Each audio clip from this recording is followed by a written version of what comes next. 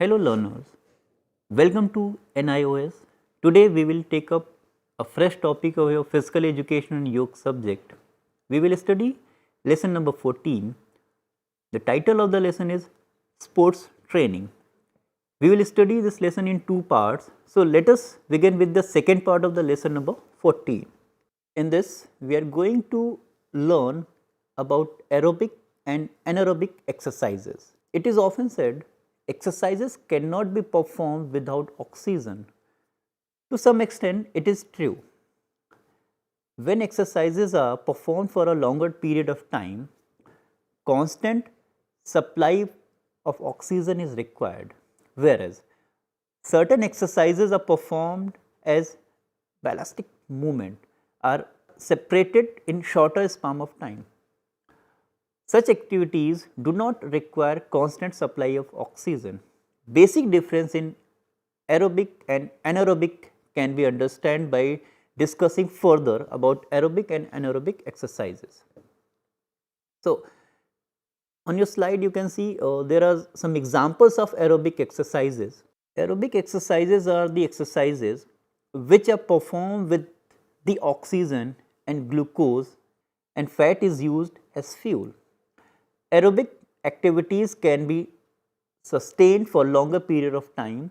Some of the aerobic activities are slow and continuous running or jogging.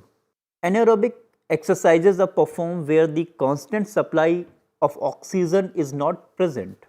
Examples of anaerobic exercises are short distance running like 100 meters.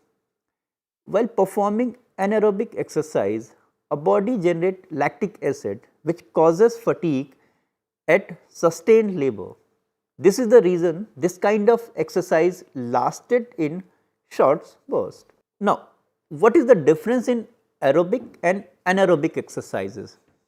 Aerobic exercises involve oxygen in energy production, whereas anaerobic exercise doesn't involve or doesn't need oxygen in energy production. Aerobic exercises may last longer than 2 minutes. When we talk about anaerobic exercises, it lasts from a few seconds to 2 minutes, then a pause is required. Anaerobic exercises increase our endurance, improve our cardiovascular system, and when we talk about anaerobic exercises, it increases our strength, improves bone density, builds up muscles. Now, process of determining aerobic or anaerobic fitness. So, for determining which kind of exercise you are performing, you can use your maximum heart rate to calculate which exercise you are performing. The formula which is shown on your screen, maximum heart rate is equal to 220 minus your age. So, whatever figure you will get that presents what is the maximum heart rate you are having. Learners, with this we have reached the end of last part of lesson 14. In this video we have learned about aerobic and anaerobic exercises and the process of determining aerobic or anaerobic fitness. I hope you liked watching this video. Thanks for watching. Namaskar.